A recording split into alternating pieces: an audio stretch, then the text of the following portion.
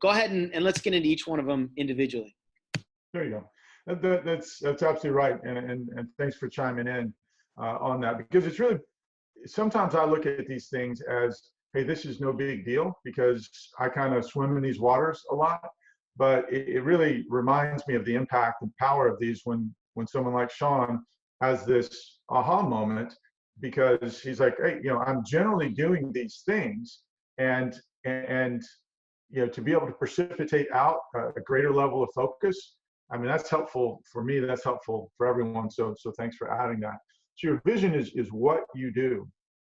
And we've got some examples of this, because this can be a very simple statement. You really just want it to be about a sentence. And it doesn't even have to be a complete grammatical sentence, but it just has to be your vision. Southwest Airlines has to become the world's most loved, most flown, and most profitable airline. That's simple. There's Nike's, bring inspiration and innovation to every athlete in the world. A world without Alzheimer's disease. These are big visions, because these are motivating. These are the types of things that help you get out of bed in the morning. These are the types of things that shape your strategy. When you clarify these things, and go ahead and write down a draft. You don't have to share it with us, but if you want to say, this is what I want to accomplish with my life's energy in this career, in this endeavor, and just boom, what is it?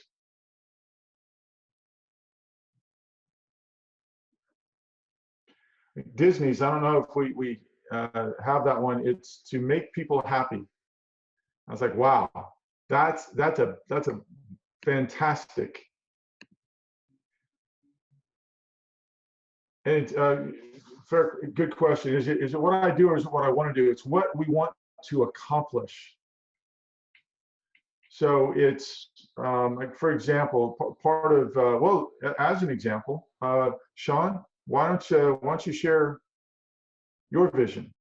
Yeah, actually, I have that on a slide later, or like a few slides ahead. So if it's cool with you, I'll share them all at the same time. But my question back for you, Michelle, what's the distinction in your mind between what you do and what you want to do?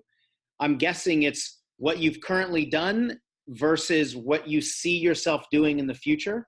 But if that's not exactly true, then let us know the difference there. Speak. Okay, I'll take that as a yes. So the first thing that you said, Chris, is what I do. And so for me, like before he even said write it down, I said it's healing your relationship with your reflection. And then when you continue talking about what you want to accomplish, then I started thinking even bigger. And I was like, oh, well, wait a minute, is maybe what I just said falling under one of the other categories? And would you encourage, I know this is just a draft right now, but would you encourage bigger thinking? That was the distinction for me. What's your cathedral?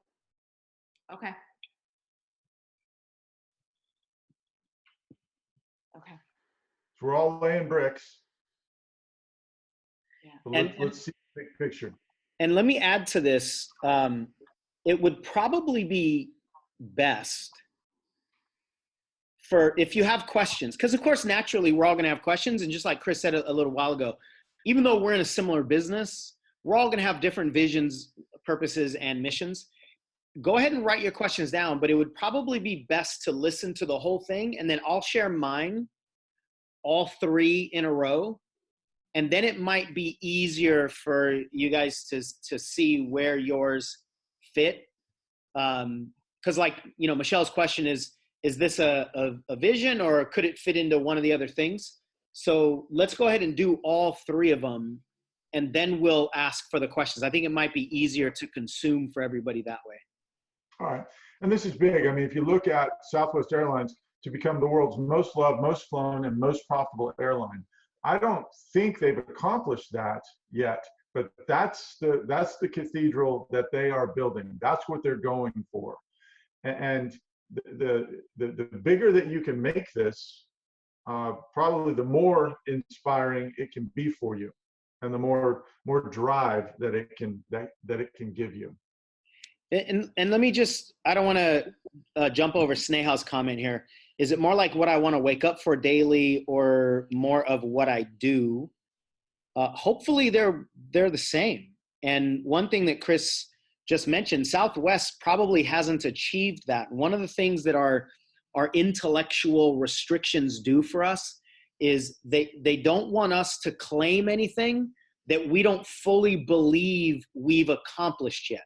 But that is seeing our vision through the perspective of shame and the perspective of our limiting beliefs. And your vision doesn't belong inside of the intellectual realm of what you've done or what's possible or any of that sort of stuff.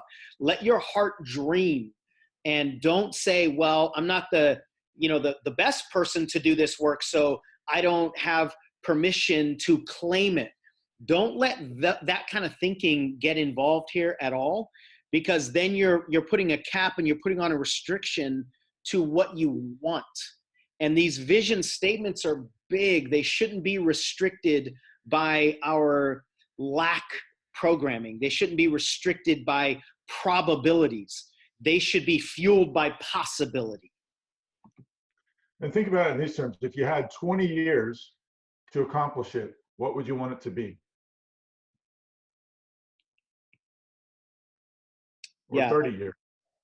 Yeah. Or 40 years. What would you want it to be? Okay, your purpose. Your purpose is why you do what you do.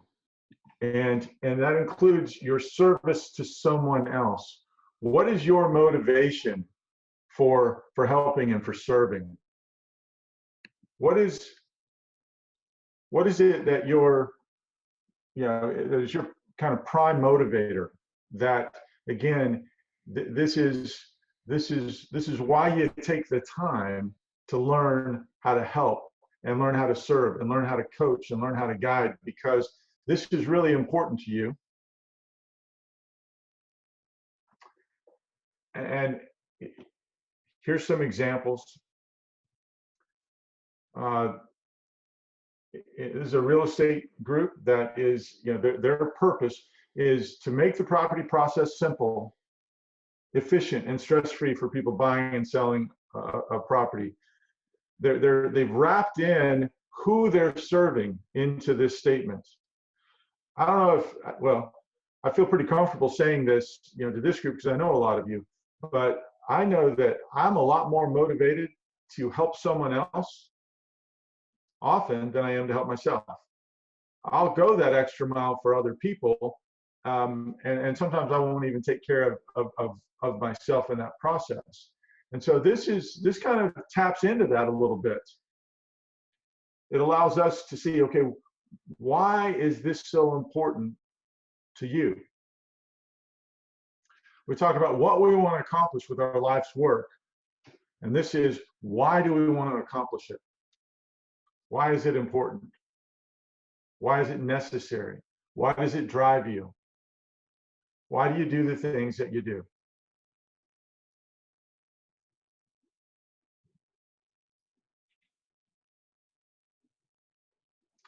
Now this one, or I said the vision is going to be, either a sentence fragment or one sentence.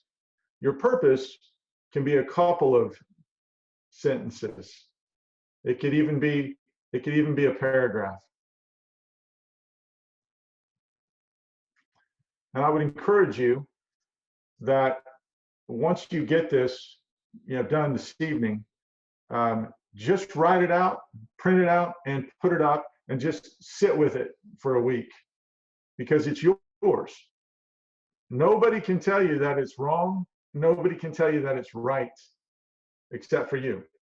And just to get it up on the wall as a draft, you'll be walking by it and look at it and read it and go, that's close, but now that I'm thinking about it, I want to change this little thing or that little thing. And in a relatively short period of time, a few days or even a week, you can have these things about 95% solidified. And what's amazing is whenever you kind of create these statements of what sort of cathedral are you building, Why is it so important to you to impact these other people? And generally, how are you going to go about getting that done?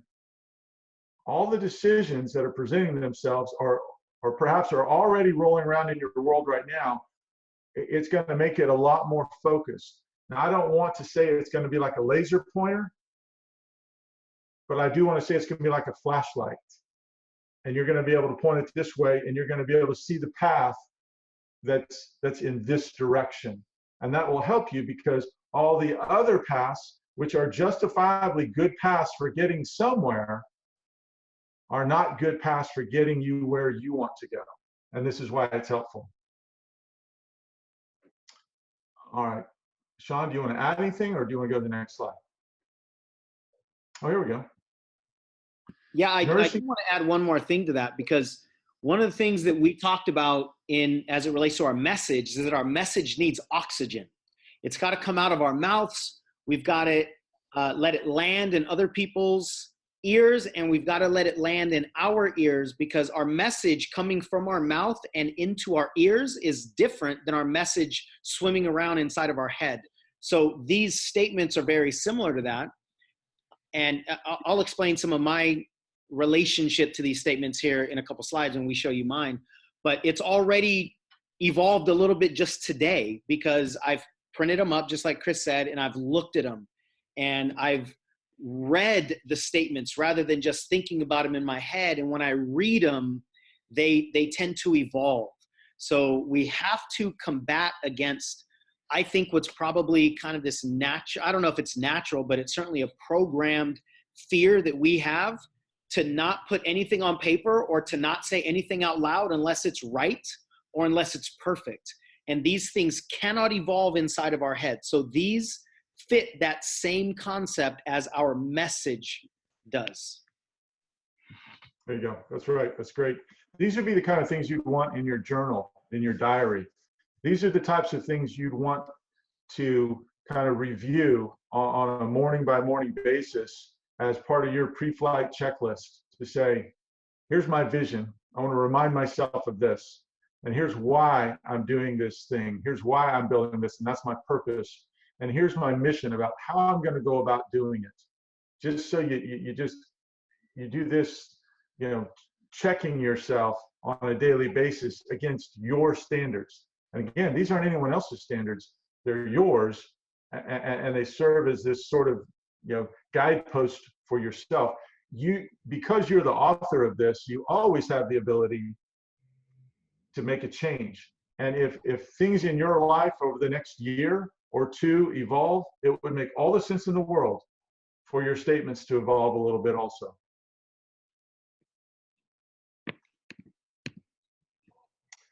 Or your mission.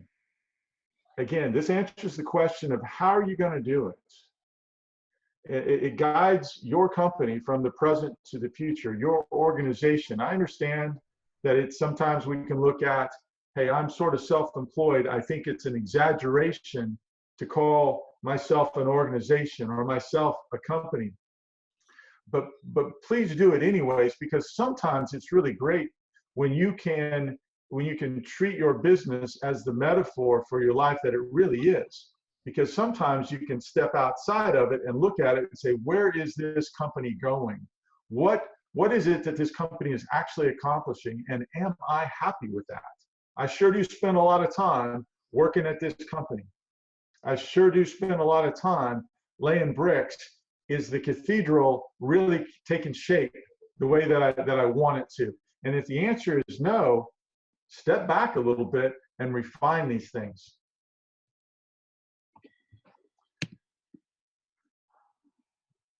Google, they've got this is what they're doing to organize the world's information and make it universally accessible and useful. That's how they're organizing the world's information. So how are you going to coach and serve others? What is your big stroke methodology going to be to help bring creative projects to life?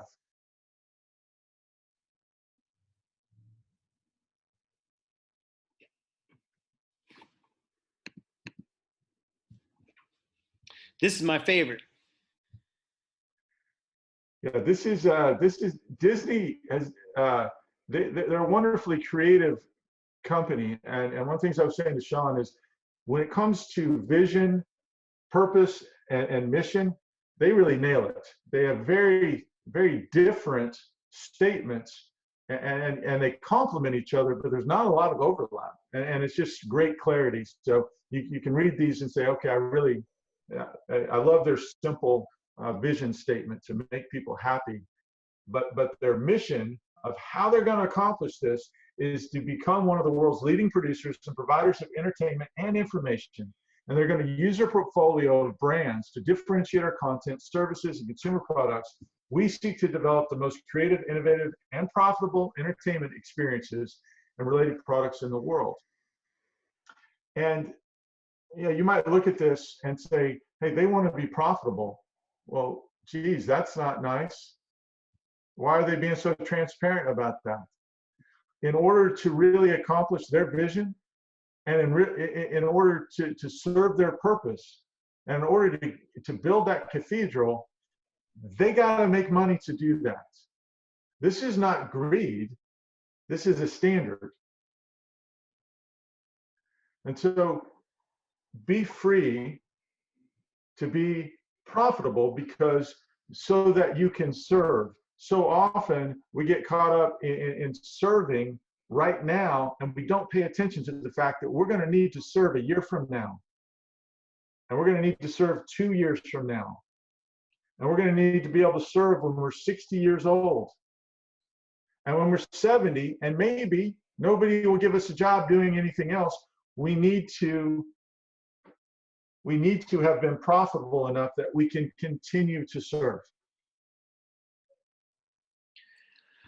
I'm glad you brought that up, the profitability in this industry, especially the people that are more driven by service. This isn't an either or. A lot of people are driven by making money, and that's fine. Those of us that aren't driven by making money, we still have to make money, and we need to make sure that we don't have any negativity attached to making money. Otherwise, we'll be that person that thinks that it's noble, or thinks that it's holy, or thinks that, only good people are the people that aren't all about making money. But that's the way to ruin a company. That's the way to bankrupt a company quite quickly. So if making money and speaking about profits feels nasty, negative, in any way you feel any resistance to that, then that has to be confronted. That has to be shifted. You have to heal if you feel any kind of negativity toward making money, and especially toward being profitable. Now, one of the things that you hear in this industry a lot is making money, making 6 figures, making 7 figures, making multiple 7 figures. I can tell you from my own personal experience, but also knowing a lot of the stories that are being positioned a certain way in this particular industry, that there are a lot of people who are making 7 figures, and that sounds really sexy, and they have zero money in their personal bank account. They have zero happiness because of the stress and the pressure. And I personally have looked in the eyes of 7-figure coaches who literally, this is not an exaggeration, are suicidal, or have been suicidal, or have tried to kill themselves. And at the same time, last week or the month before, or maybe even in that moment, are talking about how amazing their 7-figure business is. And they're talking about gross money. They're not talking about profits. That's one of the bad things about this industry, is that there's no guiding board. There's no governing body. So people can say whatever they want to say. Nobody's paying attention to make sure that you don't make false claims and all that stuff. And so the people that get into this industry, we don't come into this with a business degree from Wharton Business School, most of us at least. We don't come into this thinking life coaching or business coaching is the product that I want to use to build this business with all of my business acumen, with my business experience. We don't show up with business in our veins. And so it's dangerous for us to just listen to things like making money. And we tend to think, oh, wow, these people are multiple six figures. These people are multiple seven figures. So that means they have $1 million in their bank account. No, very, very, very few businesses in this coaching industry are profitable at all. I'll be honest with that. And it's really important that we pay attention to smart business rather than just chasing dollars. A lot of people teach how to make multiple six figures, but what they don't tell you is that they're spending multiple six figures to make the multiple six figures. And sometimes they're spending more than multiple six figures to make the less than multiple six figures. Now, I'm not saying any of that to throw people under the bus or to make anybody skeptical, but that's just one of the realities. And I'm saying that we have to be smart about the business side of our personal soul's work. Because if our soul's work isn't profitable, like Chris said, pretty soon our soul won't get to do this work.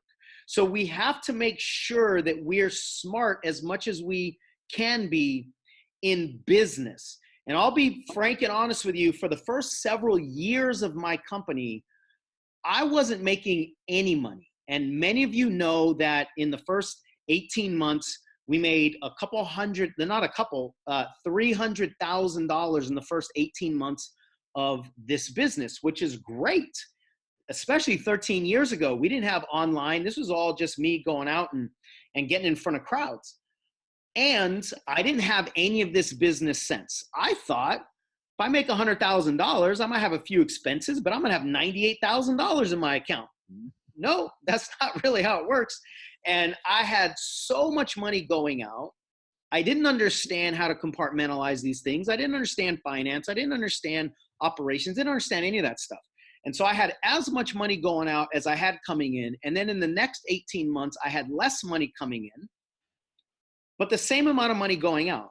And that's why, and I'm open with this, if this is new to any of you, that means you just haven't seen a lot of my videos where I talk about this. 3 years into my business, I ended up filing bankruptcy. I didn't understand these things. I ended up filing bankruptcy after bringing in $500,000, you guys. Because I didn't know. I didn't understand. I didn't protect the profits. I didn't know the importance of making sure that things are working from a business standpoint. I was just trying to bring in money. I'm not saying anybody lied to me, but nobody taught me. Maybe there were people out there available to me and I didn't see them at the time. I wasn't ready for it, or who cares why. But the bottom line is we have to protect the integrity of this business. And that's not easy to do for pretty much all of us who don't have a business mind. So I know I went off on a little bit of a tangent there, Chris, but that's one of the biggest challenges in this industry specifically, is people that don't have a business mind, just not knowing what is important to protect the future. Yeah, no, that's, I'm glad you said what you did. I won't go too far down this road, but last week I got this opportunity, as some of, you saw me posting on Facebook, I got to go and do basic business coaching for about 35 pastors in Nicaragua. And the concept for them of making money to support their mission was difficult for them. And because of my particular faith and belief, there's a lot of confusion about money in my particular worldview. And what people find it easier to do, and I actually agree with them. I think it is easier to be extreme, either be motivated way by money on this side, or say, money is the root of all evil and I don't want to have anything to do with it over here. Here's what's really, really difficult. It's to have balance, right? And the balance that I would encourage you to consider, and you guys just almost without reserve are phenomenally empathetic, and you care so deeply. And a lot of this kind of example I'm going to share with you, I refined by coaching people that are sort of the opposite of that, because I spent about 25 years in coaching salespeople, and I would say to them, listen, here's the thing. A lot of sales sort of coaching tells you to desensitize your empathy on this side and really increase your ego drive so that you're always looking out for yourself and don't worry so much about other people. And I said, I'm not going to tell you that, because it's really important that you balance that. You need to have some good, solid empathy. Now, the other extreme can also be true if you're so high on empathy that you don't have the ego drive on this side to take care of yourself. But if you can balance those things as a standard of excellence, because it's simpler for us to think, I'll go chase money no matter what the cost, or I'm going to just go chase serving no matter what the cost. And both of those are short-term thinking. And when you think about in the context of your vision, it requires balance. And I'm gonna call BS again on something that Sean said when he said that, hey, if we don't have a business mind, well, I didn't either. You know, these are some pretty simple concepts, and all of you are capable of mastering these concepts. When I went down to talk with these folks in Nicaragua, I said, hey, here, because I didn't know how it would translate literally, I usually only like to talk about two concepts when it comes to money management: took-ins and paid-outs, and that's it. How much money did you take in, and how much money was paid out? Because there needs to be something left over, which is what Sean's talking about, which is profits. So because I didn't know if the phrase "took in" would translate, I said, okay, we're going to talk about, you know, the price that we charge, because they all get that. And then there's how much does it cost you to get that thing? And I used bananas as an example, you know, most of the week, because they, you know, fruit's growing everywhere down there. I said, then expenses, which are on top of your cost of your product. And then the fourth thing is profits. That's what's left over. And yes, that's really simple. But when we hear words like finances and financials and stuff like that, a lot of us go, that sounds complicated. It's not. It's how much money did you take in and how much did you pay out? And what you want to do is take in and pay out less. and as dumb as that sounds, that works. That works. That's perfect. When you have a vision, because here's the next thing with this is that once you have these three concepts just roughly identified, here's the question that I'd like to ask you is, how does this impact some goal setting for you? And in your business that we're saying, let's call it its own, you know, whatever your business name is, it's kind of like a legal person to say, how much reserves should this company have so that it can take the pressure off of me to chase money? And I'm not going to share specifics, but when I asked Sean that question, he said, you know, I'd like to have about 3 months of reserves in the bank so that I don't feel the stress. And that's a wonderful number. That's, if he hadn't said that, that's kind of what I would have encouraged him towards. And when you think about that for yourself, that's what you want to do to preserve your vision, so that you can keep working on your cathedral when there's a slow season, a slow day, a slow week, a slow month. And that way your emotions don't get amped up to cause you to go chase something that doesn't align with your vision, with your purpose, and with your mission. This protects you. And I had to share something like this with a fellow that said to me, I go and see these people and they have nothing. I can't not give them something. I said, well, I understand that. I appreciate your generosity.